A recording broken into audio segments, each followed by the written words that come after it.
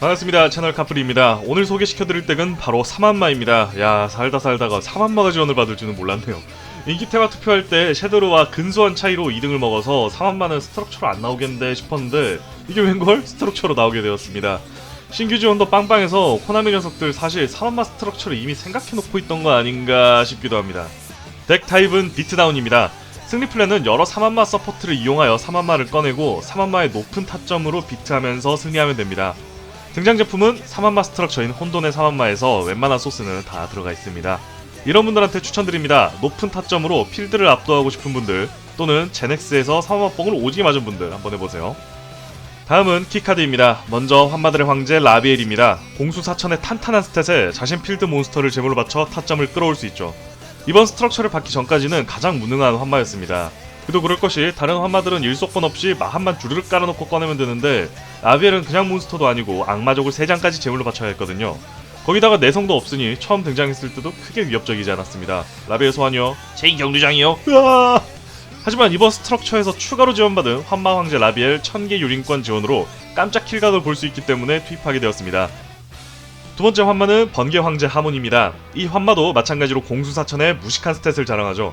지속 마법 3장을 먹고 나올 수 있기 때문에 라비엘보다는 소환하기 훨씬 간편했고 몬스터가 파괴되면 지속 마법이 되는 보옥수와 함께 쓰여 보옥 황제 하몬으로도 쓰였습니다.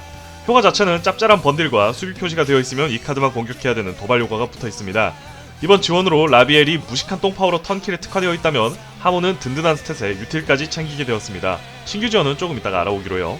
세 번째 환마는 신념 황제 우리아입니다. 지속 함정이 묘지에 쌓이면 쌓일수록 타점이 오르기 때문에 단독으로 덱을 짠다면 가장 강력한 환마입니다. 반대로 말하자면 지속 함정 말고도 투입할 게 많은 3환마 덱에는 그렇게 어울리지 않는 카드죠.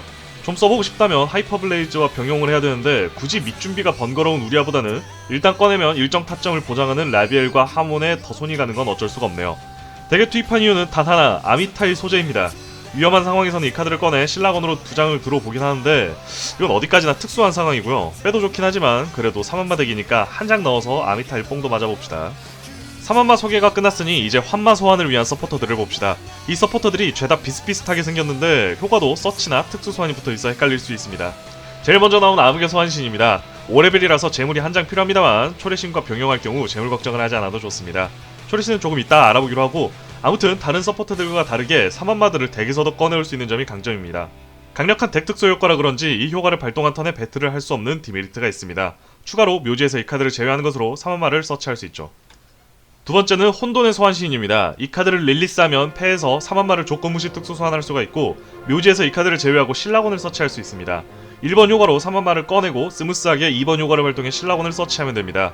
그렇다고 2번 효과를 무작정 발동하기엔 이 카드가 제외되어 7정의 해문으로 부활시킬 수 없기 때문에 고민을 좀 하셔야 될 겁니다. 마지막으로 암흑의 초래신입니다. 일반 소환의 성공 시 3환마나 3환마가 기재된 카드 한 장을 서치할 수 있습니다. 이 3환마에 관한 온갖 카드를 모두 서치할 수 있죠. 거기다 공격력과 수비력이 0인 악마족을 한 번 더 일반 소환이 가능하니까 이 카드를 제물로 암흑의 소환신을 꺼내 덱에서 3환마를 꺼내도 되고 혼돈의 소환신을 서치해 패에서 3환마를 꺼낼 수도 있습니다. 필드에 3환마가 있다면 3환마에게 필요한 서포트 카드를 서치하는 등 정말 유능한 카드입니다. 되려 말하면 이 카드가 벨러나 포영 등으로 막혀버리면 3환마 입장에서는 정말 할 게 없습니다. 그 외에 3환마를 서포트하는 여러 마법 함정입니다. 7정의 해무는 발동 시 3환마나 3환마가 기재된 몬스터를 서치합니다. 초래신과 비슷한 서치 효과지만 초래신은 카드고 해무는 몬스터만 서치가 가능합니다. 서치 범위가 초래신보다는 조금 좁죠. 두 번째 효과는 패를 한 장 버려서 묘지에서 공격력과 수비력이 0인 악마족을 부활시킵니다.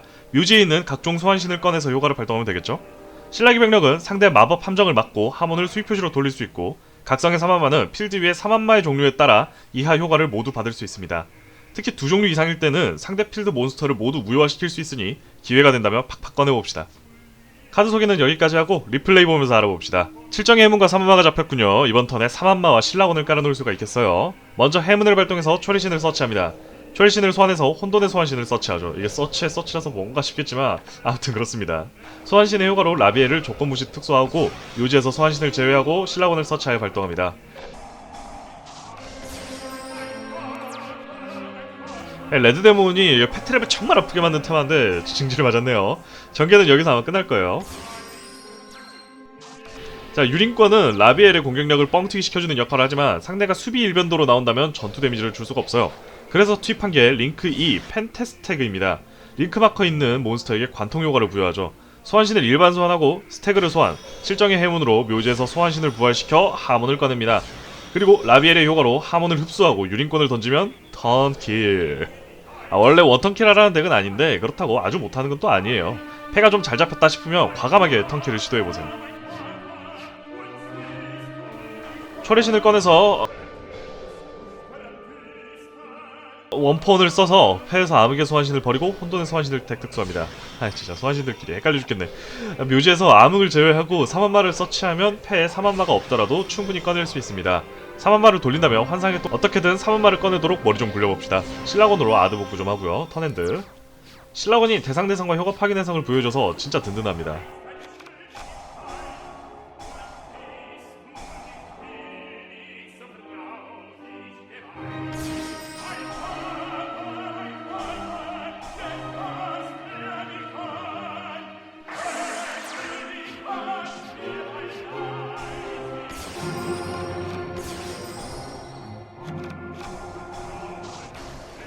초래신으로 신라기의 병력을 서치해서 상대를 견제합니다.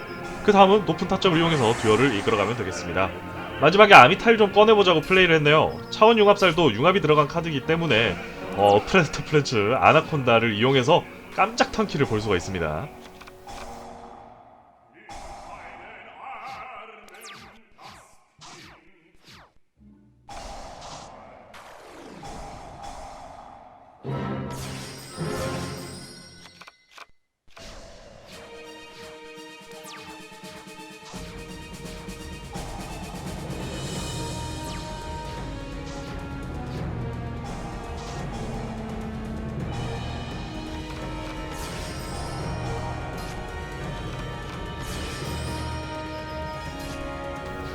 해운과 초래신으로 서치를 하고 소환신들로 사만마를 소환한다. 이것만 알고 계시면 편할 거예요.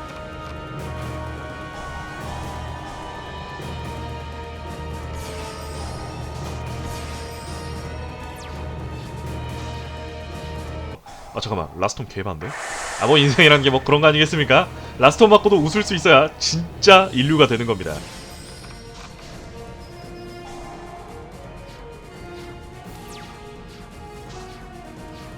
다시 한번 신라곤을 깔고 해문을 발동해서 소환신을 이용해 우리아를 소환했습니다.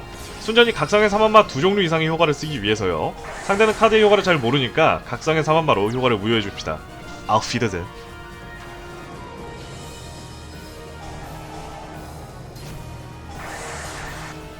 초래신의 유능함은 앞서 계속 역설했었죠. 그만큼 이 카드가 막히면 답이 없습니다. 이제 무제한이 된 맞박이 녀석, 그 뒤로 아프게 맞았습니다.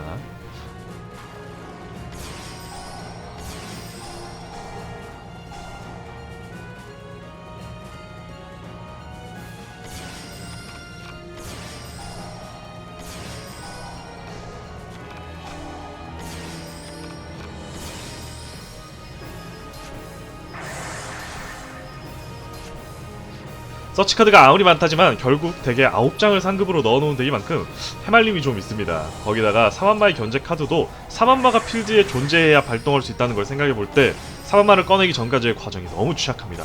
후공 잡히면은 정말 힘들어요.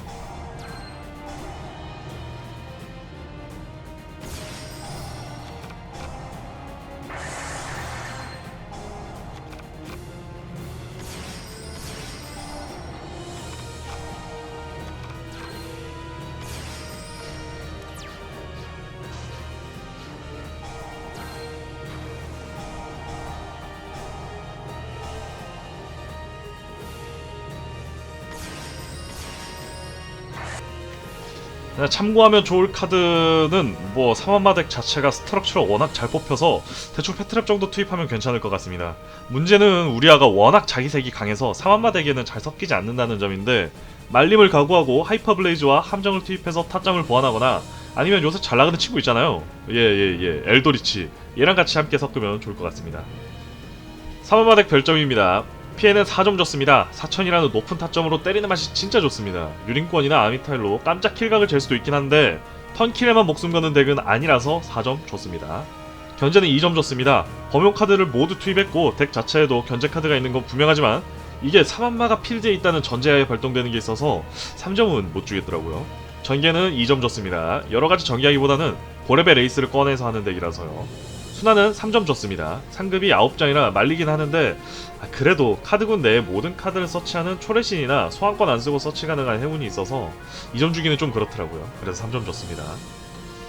자, 마무리해봅시다. 사만마, 이 사만신과 대척점이 된다는 멋진 설정과 위험 넘치는 디자인, 강력한 효과 등으로 많은 인기를 끈 카드죠. 다만 사만마가 처음 등장했던 당시에도 로망이나 예능으로 불릴 정도로 낮은 실전성을 가진 카드였습니다. 보옥수에 하문을 용병으로 투입한다거나 우리아 전용 덱을 짠다면 모를까 적어도 사만마를 모두 투입한 덱에서 말이죠. 낮은 실전성에도 나온지 몇 년이 지난 카드군이 인기 투표에서 2등을 했다는 건 다들 마음속으로 사만마를 모두 써보고 싶다는 기대가 만들어낸 결과가 아닐까요? 아무튼 요번 스트럭처로 환마 세 종류를 모두 투입한 사만마 덱이던 아니면 따로따로 전용 덱을 짜던 아싸리 아미타일 하나만 보고 턴킬각을 재는 덱이던 확실히 강력해진 건 맞으니까 정말 되면 다들 사만마 덱 집에 들여보는 거 어떨까요? 영상은 여기까지입니다. 모두 건강하시고 다음에 또 봅시다. 치스!